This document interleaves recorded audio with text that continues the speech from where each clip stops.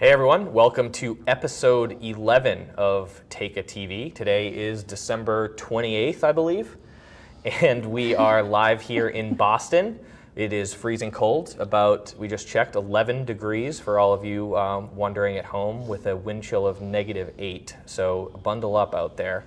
My name is Joe Dube. I will be your host, I suppose, today, and I am lucky to be joined by Kathleen and Sarah.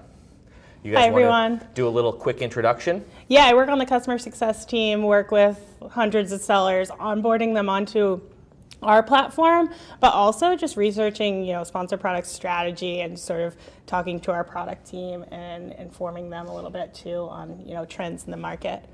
Yeah, one of the things Kathleen works on that's very helpful is listening to our customers. So when a seller has specific feedback or they're trying to do a certain thing, she's helping to prioritize that list with the development team so we can build the most efficient product for everyone. And Sarah, a little introduction from you. Yeah, thanks, Joe.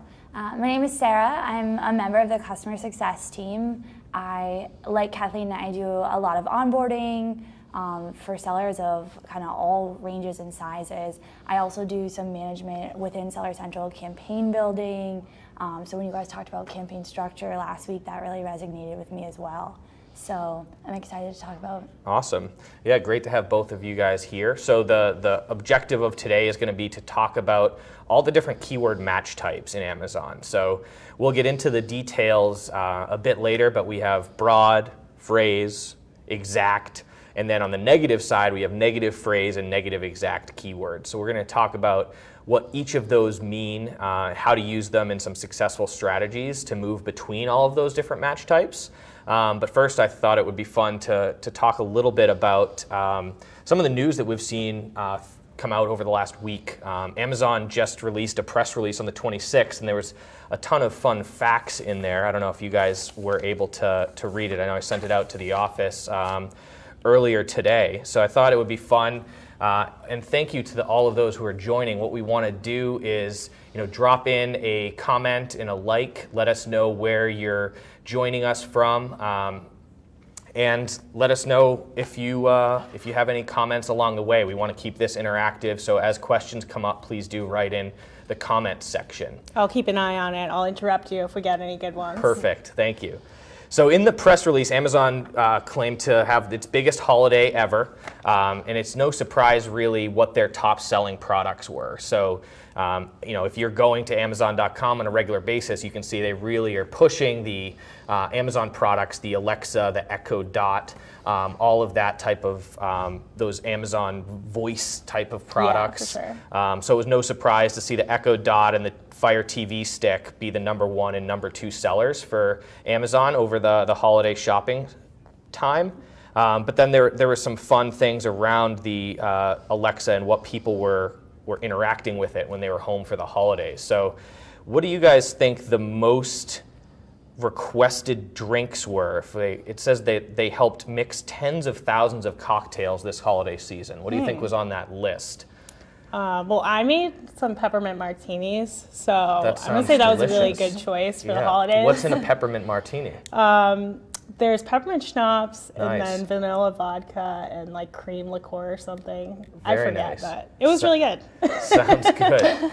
And good evening to James, dialing in from Cambridge in the UK. Good Hey, to have you. James. Looks like we also have, and Robbie's just scrolling the wrong way for me, Mike Stevens joining us from Missouri. Hey, Mike. Hey, Mike. So it turns out the top two, and these are kind of boring compared to your example, but the most requested drinks from Alexa were the martini and the Manhattan. So really, really basic drinks there, but It's classic. they're classics. Yeah. It also. What do you think the most requested recipe was this holiday season? I know a lot of people were home cooking for the Christmas holiday. I would go with some sort of pie, like apple pie, I guess. It's a classic. And Steve is joining us from Newport Beach. It's a lot warmer out there, I imagine. Little jealous. Hi, Steve. I know. I don't know, I ate maybe too many cookies this past week. So Yep. It's, I would say, yeah. That's the answer? That's the answer. So most requested recipe was the chocolate chip cookies, another classic. Seems like there's a trend there. Yeah. So I definitely want to continue to hear from everyone out there joining us on Facebook Live. Hi, Tim from New Jersey. Thanks for joining. Hey, Tim. And we'll go back to this list of Amazon throughout the day here to quiz you guys some more. So please write in what you guys think this is fun. as we work our way through the list. So let's dive into some of the match types and the conversation there. So Mike's joining us, and hell yeah, it's cold on the East Coast. It's horrible. Yeah, I think I almost cried on my way into work today. It was rough. And Jim's joining us from Arizona. Hi, Jim. I worked out in Arizona several years back, and they talk about how the heat it's a dry heat, but it really doesn't matter when it's over 100 degrees if it's dry. It feels like negative 8. So last week we talked a lot about campaign structure and how to get that set up. You have the automatic campaigns and the manual campaigns, how those work and what it looks like to put together a successful campaign structure. So today we want to talk more specifically about those match types. So with an automatic campaign, you don't have any keywords, right? So you're setting up the campaign and you're letting Amazon assign different search terms that they believe are relevant to your products to that advertisement. So you don't have the control there to say what you want to show up for. Amazon is pulling that data down from your product listing.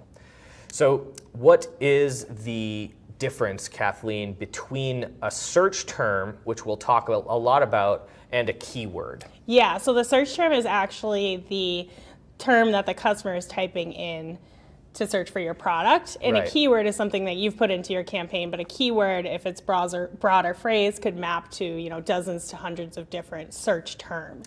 Right. Yeah. So a search term is something that a customer is entering into Amazon, and a keyword is something that you've created in your campaign manager when you're building out your campaigns. So it is important to understand that difference in this conversation, so that we can talk sort of about the different strategies. So here, with the automatic campaigns, as we said, there's no keywords that you're bidding on, but you still have access to that search term data, right? Mm-hmm. Right. So you can look and see what Amazon is matching up with your products and how it's performing.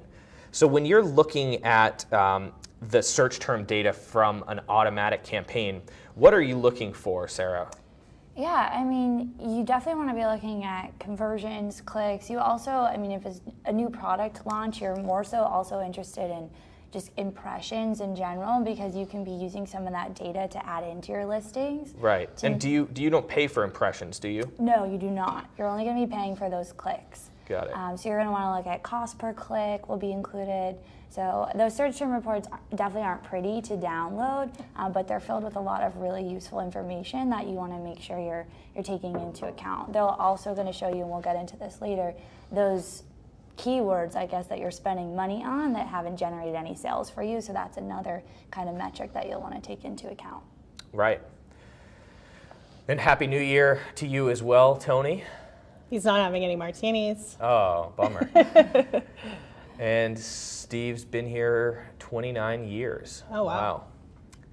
Awesome. Yeah, continue to let us know where everyone's joining in from. It looks like more people have joined us over the last few minutes. So go ahead and write in and send us a message. Yeah, and any specific questions you want us to touch on during this session, we'll definitely respond and check out your comments. Yeah, please. Yeah, we don't want this to be a complete lecture. We want to go back and forth with everyone on the phone or Facebook Live, whatever the method is here.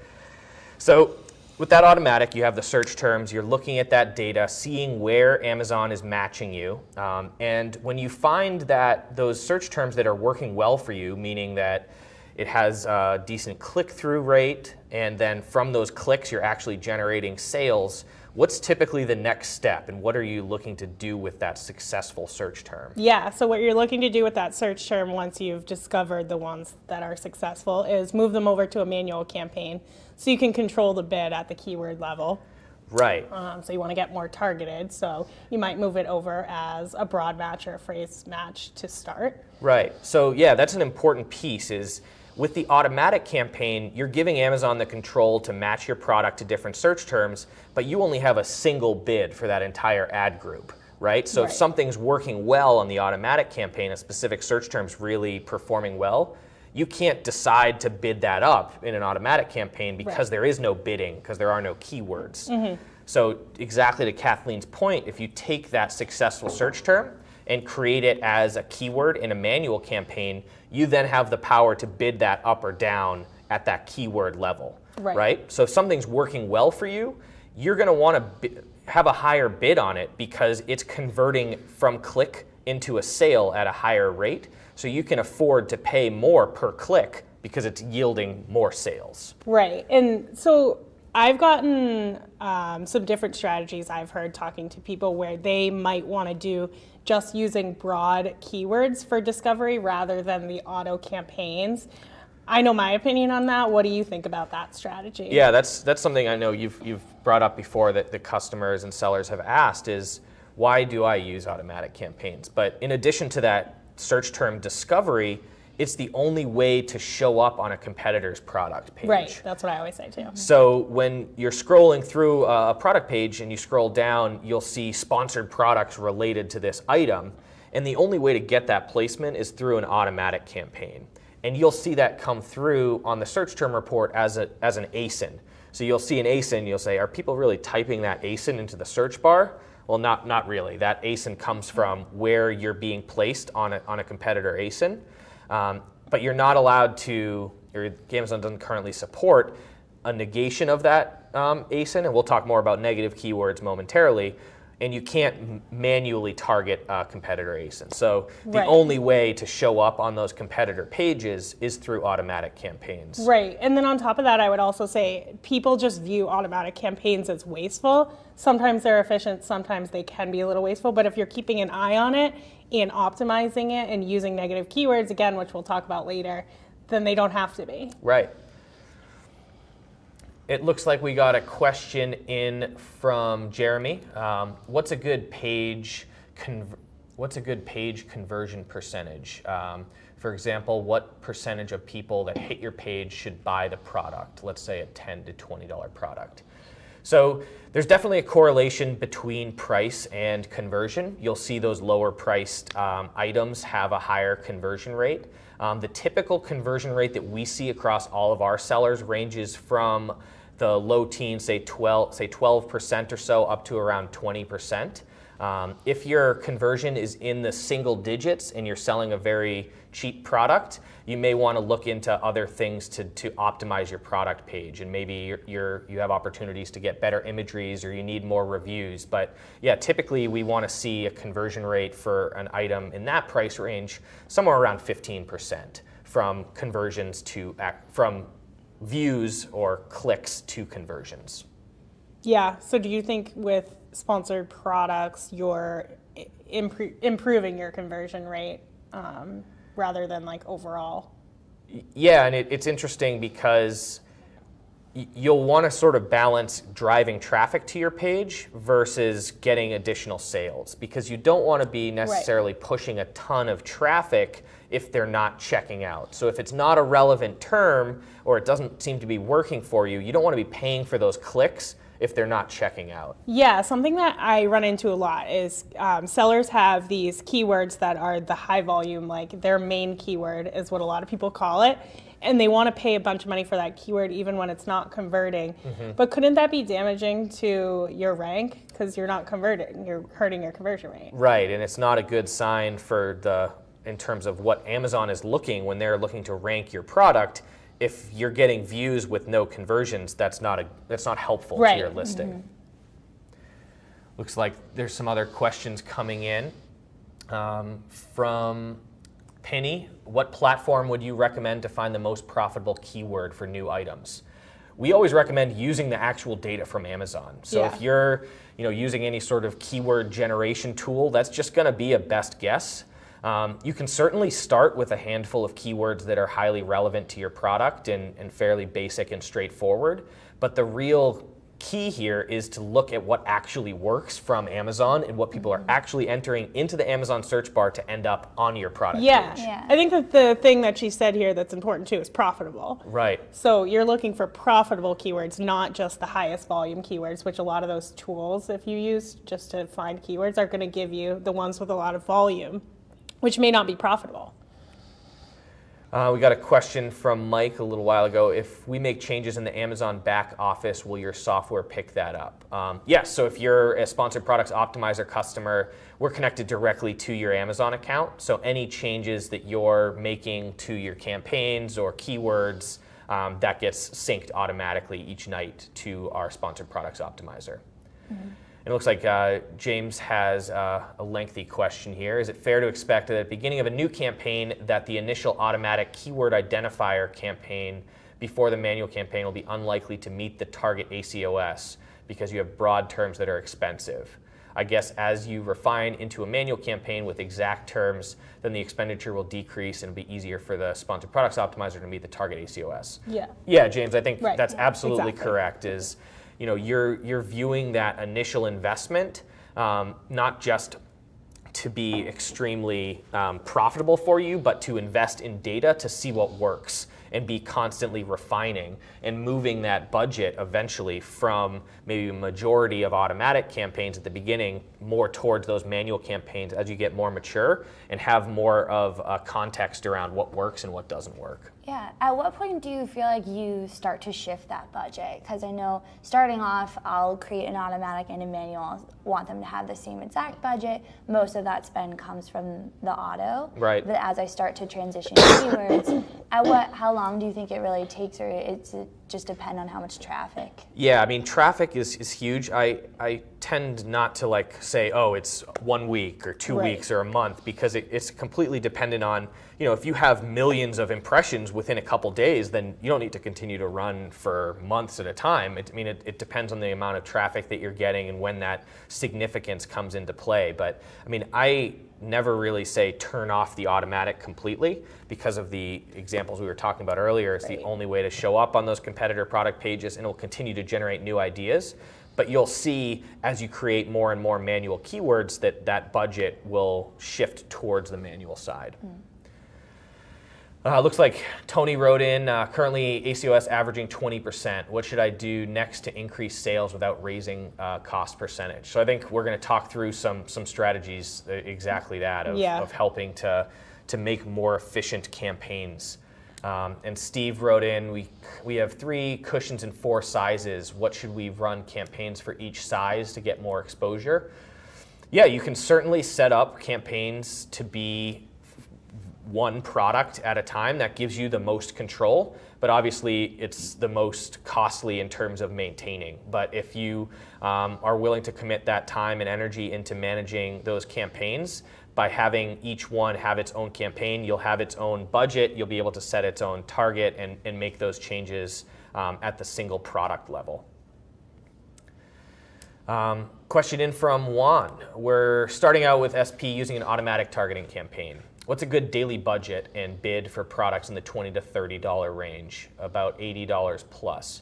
We're looking to get keyword ideas since we have no idea what keywords to use. What's a good number of search terms to start a manual campaign? So good questions. So in terms of the daily budget, it's whatever you're comfortable committing.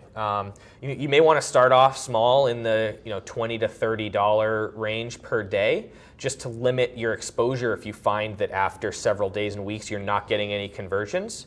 But once you start to see conversions come in, you don't want that budget to constrain your growth, right? That just means your ads are turning off in the middle of the day. Right. Something I think that's important too is people often wonder why, even if they set a high budget, they're not spending it. And that would be because Amazon's not just considering what your bid is, they're also considering your conversion and things like that. So. Right. Yeah, and then to get to the question around what you should start with for a bid, I think it's advisable to look at what that Amazon suggestion is, because that's at least going to guarantee that you get some impressions, right? That you want to use that as a benchmark in your category. Some categories may have really high suggested bids, up towards $3. Others maybe lower, less competition, and you can get away with bidding 25 cents and continuing to see some growth. Yeah, I both love and hate the suggested bid Right. because I think it's a good starting point. But then I also think, when our sponsor products optimizer works, it finds the words that are best for you and worst for you, and it bids appropriately Right. according to performance. And sometimes it's not in that suggested bid, and customers get a little nervous when they see it. Yeah, no, it's a great thing, and I mean that's going to be a whole topic on its own. So next week's episode is actually going. I know I'm a little early. No, it's great, and these questions are awesome. So keep them coming in. But next week we're going to be diving deep into bidding strategies. So this week we want to focus the conversation, obviously on the questions coming in, but more specifically on those different match types, and we'll be getting into bidding strategies next week. So let's see, Jeremy had a question early on in a product. If your main goal is to drive sales and increase your rank, how high of an ACOS would you allow before disabling? Again, this is up to the budget that you have set aside for the marketing side. You know, a lot of the sellers we work with are okay with a 50 plus up to 100% ACOS in the short term. They're investing in driving traffic and getting that data from Amazon. You're never going to get the organic search term data from Amazon. So you'll never know how people are organically searching and finding your product. But with sponsored products, you get access to that search term data. So it can really help not only drive incremental sales through sponsored products, but using that data to help your overall product pages and your listings. All of that data is gold. Yeah. It's huge. Awesome. James came in with another one. Will Amazon A9 account for low converting keywords in your campaigns and push down the BSR for a product? Yeah, I mean, I think we touched on this a little earlier, saying how with those, you don't want to be driving a ton of traffic if it's not highly converting. So I would be cautious around continuing to spend on something that's not working. So we hit on the automatic campaigns, and for those of you that are just joining us now, thanks for joining the discussion. Please do write in your questions, and we'll answer them as they come in. We've talked about automatic campaigns, what those search terms mean, how there's no keywords there, and then transitioning over to the manual side, which gives you the control to bid at that keyword level. So within the manual campaigns, there's broad, phrase, and exact. So Kathleen, what is a broad keyword? Yeah, broad has the widest audience, I guess. So a broad keyword can map to, hundreds of search terms, and it can be sort of in any order. It could have words before and after it. So it's just, like it's named, it's the most broad. And right. It can sometimes be more expensive for that reason. Right. Yeah, so exactly to your point, with a broad keyword, you're not, let's stick with a New Year's theme here. Everyone wants to get fit and be healthy in 2018. So let's say I am selling yoga mats, and I have the broad term yoga mat. So I'm not just going to show up when people type yoga mat if I'm using a broad keyword. I'm going to be showing up when people are searching for black yoga mat, blue yoga mat, flower yoga mat, non-slip, waterproof, carry-on, travel yoga mat. Those really, really long phrases. Anything that has that term in it, it's going to qualify for a broad keyword. So how about if it's mats for yoga? Yeah, absolutely. So in any order as well. So the broad keyword, any order, any other words, mix them all around, add in whatever you want, and it still qualifies. Yeah, really crazy.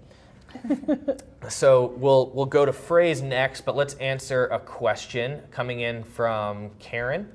After transitioning keywords from auto to manual campaign and separating them into their own match types, should I add them in all three match types? I've heard only people using just phrase, which is better.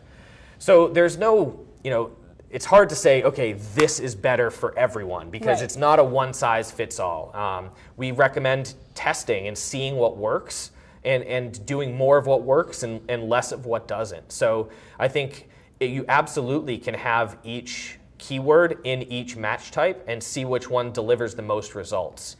Typically, you would want to be bidding the highest on the exact and then the phrase and then the broad. because if you're bidding highest on the broad, those phrase and exact may never actually see the light of day. So when you're bidding highest on exact, I mean, I would hope the exact would be a lower cost per click, but bidding doesn't always mean that's what you're paying. Absolutely, and that's a great point. And again, we'll dive into those bidding strategies next week.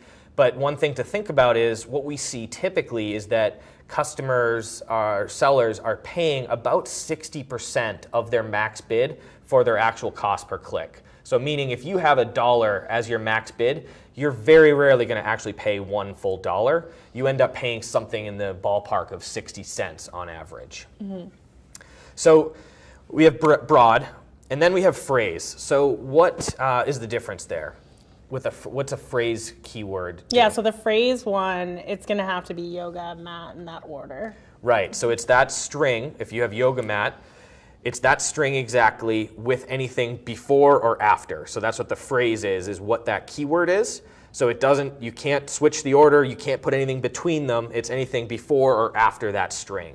And you can sort of think about this to say, okay, if I have a broad yoga mat, and I find that I'm selling a black yoga mat, and that's converting well for me, I may want to move to a phrase black yoga mat because I know that actually converts better because it's a more relevant search. If I'm selling a black yoga mat, people are searching for black yoga mat, I want to ensure that I'm showing up there because it converts well for me. So by creating that as a phrase, I'm narrowing what I'm bidding on. So rather than having one bid for those dozens or hundreds of search terms that are mapped to that broad yoga mat, like we said, so many different things can be in there.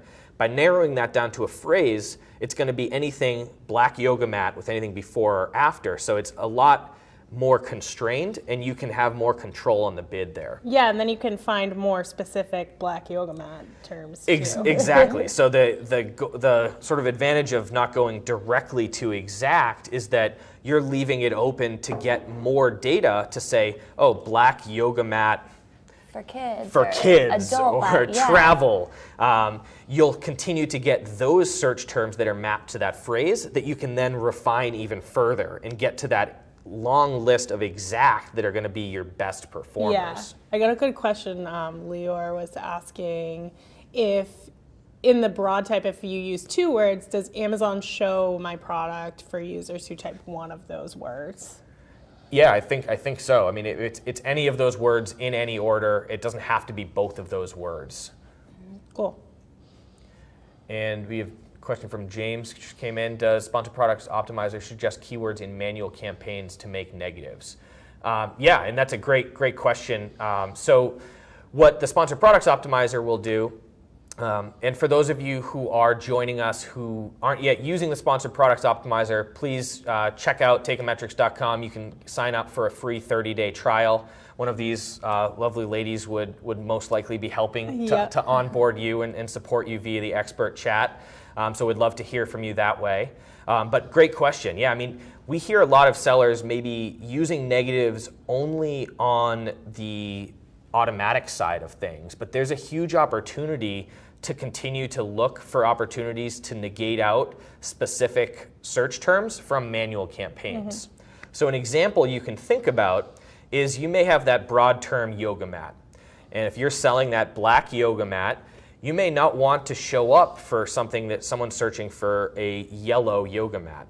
So what you can do is look at all of those search terms that are being served against that one broad keyword and see where there's some spend without sales, right? And you can negate out those terms that aren't specific to your product. Maybe it's a competitor brand name that a buyer is looking for that doesn't convert well for you.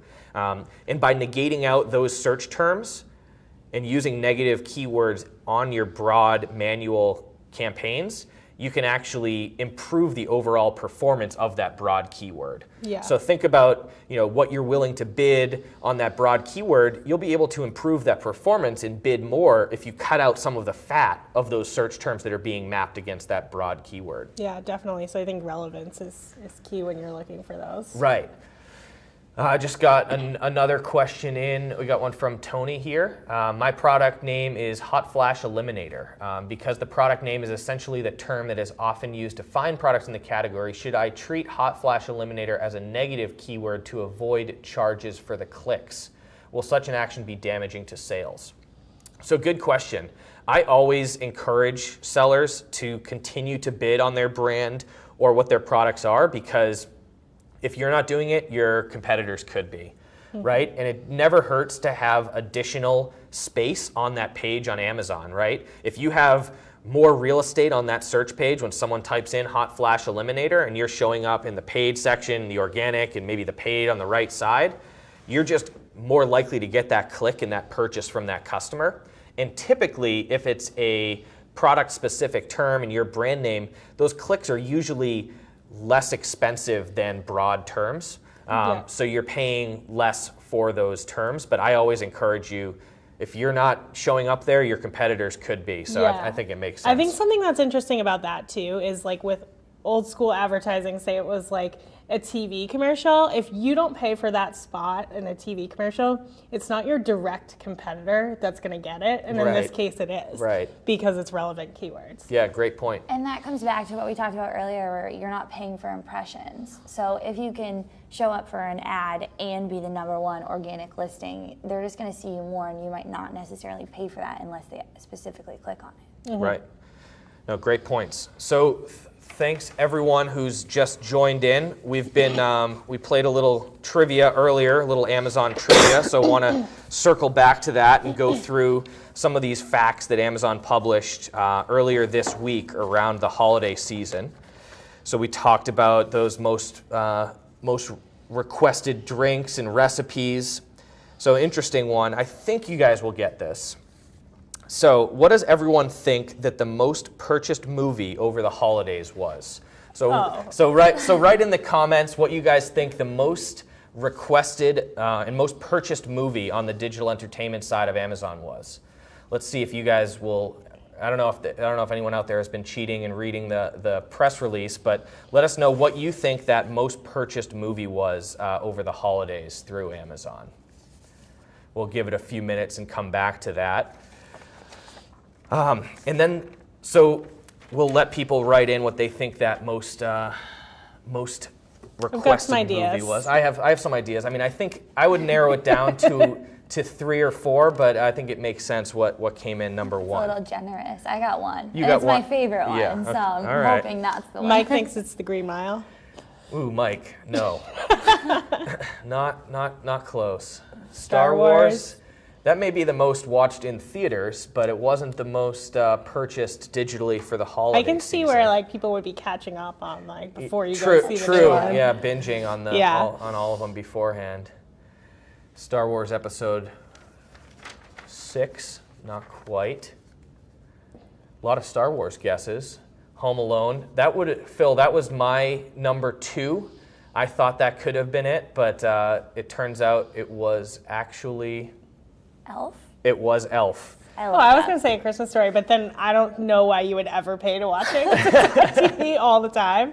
But yeah, Elf was my next guess. Yeah, so it was Elf. So thanks for all the guesses, everyone. That was fun. So we have one last match type to cover. So we talked about automatic campaigns, manual, broad, phrase, and exact. So I think a better name for exact is probably like almost exact, because it also includes those plurals, it includes those common misspellings, so you don't have to go through and add in, yoga mats, plural, or all of those different types of misspellings or apostrophes or anything like that. But an exact match is probably the easiest to understand, because it's just that exact string, nothing before it, nothing after it, no mix up in the order. And what it allows you to do is just be really specific on what you're bidding on. So rather than having those dozens or hundreds of search terms that match up to a broad, or the dozens that will match up to a phrase, you're bidding on one specific string of text. And so when you think about exact keywords, How do you recommend sellers are using them? Will you? I know you had an experience with someone earlier this week. I had a seller who created a brand new manual campaign and added 1,000 exact match keywords, and that was it. And that's the limit, right? So you can only add 1,000 keywords per ad group? Yep. And he had done this based off a whole bunch of his own research. But to me, I guess looking at it, what he started to be concerned about was that he wasn't getting that many impressions on those keywords.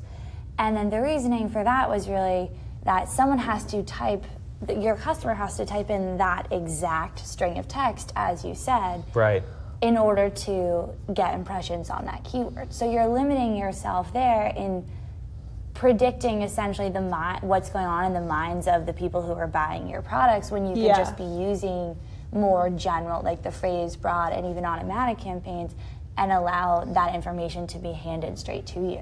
Yeah, and like where was, I guess, he getting the search terms to add as those exact keywords? Like, you can't know how your customers are searching for you until you get that data.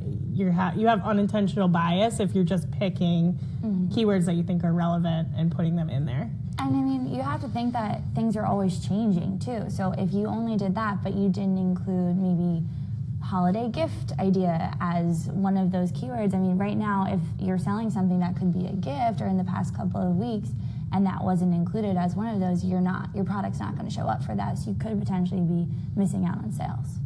And I saw specifically the word gift with like relevant search terms in a lot of my customer search term reports too. So definitely it's true. Right. So yeah, I mean, I think we'll also get the question a lot of, how many keywords should I have in an ad group? And I think obviously the extreme is the 1,000, given that's the limit. But if I'm pressed to give you a number, I would say something in the 30 to 40 range per ad group is typically a good number to look at. You can certainly start with fewer, but starting with those broader phrase gives you a lot more room for gathering data and driving traffic. If you're just relying on exact match, you need the customer to enter that exact term in to actually be eligible for an impression or a click. So you're really limiting the exploratory advantage you can get from using the broader phrase match type. So we got a question coming in. Looks like Wan is saying, so when you run a manual targeting campaign with broader phrase match, does Amazon still provide keyword ideas within the search term report? So yeah, great question. You still get access to that search term report, and you can see all of the search terms that line up with a specific keyword. So in that report, you could filter on one of those keywords, and you'll see all of the list of search terms that map back to that broad phrase or exact keyword. And then we got a question coming in from Jacqueline. Does Teikametrics do all this for me when I use your optimizer? So again, love to give you that free trial and get you signed up for 30 days. And yes, we do make a lot of this much simpler. So rather than diving into the thousands and thousands of rows in this search term report, we're going to show you keyword opportunities each week where you can add in negatives, you can move things from your automatic to manual that are working well, and then you can continue to refine your targeting going from broad to phrase and phrase to exact. So great question, and please do. There's a free 30-day trial, and I think Robbie is pasting that right into the comments. So go ahead and click that link. And we'll get you set up with a trial. Tim just wrote in, is it normal that the system offers to negate search terms that actually represent the products that we sell? I'm worried that this would decrease the probability of sales for the products that are represented by the negative keyword. Should I just keep them in case for the future, especially if they brought in sales at some point in the past? Also, what's the optimal number of keywords for each ad group to keep? So I think on that first one, we get this question very frequently, right? It's like, look, I'm selling yoga mats, and I see that I've spent $100 on the search term yoga mat, and I haven't got a sale. What should I do?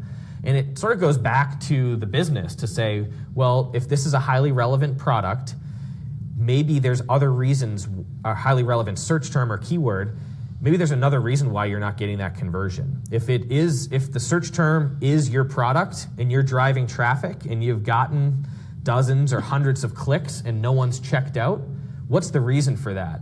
It's not all on sponsored products. It's also on, once they land on your page, why are they not checking out? Right. That's what I have a tough time with sometimes too. You could pay for that as much as you want, but it's not magic. Like, you have to think about some other factors like the listing and the price of your product and things like that. Yeah, I mean, and it's interesting because if you're continuing to spend, like we said, and drive traffic, but you're not getting those conversions, it's, you know, hurting you not only in the spend on the sponsored products, but it's not helping your product page organic search rank as well. So it looks like Mary's asking, my campaigns are not using the daily budget, how come? So it may be that you're not bidding high enough. That would be the first thing I would test, is to increase your bids. If you've done that and your bids are at or exceed that Amazon suggestion, it may be that they're not deeming your product to be relevant to that search term or keyword. And besides that, it may just be that you don't have like any traction yet, and you haven't gotten enough conversions for Amazon to really match your product to that search term. Yeah, and it could just be the volume of search on your product or in your marketplace. Like, I've noticed with sellers that I work with that go into Canada, it's tough to spend your budget like you do in the US because the search volume is just lower. Right, so it's a good point, because it's not like display advertising where you can just pay to have it show up somewhere. Right.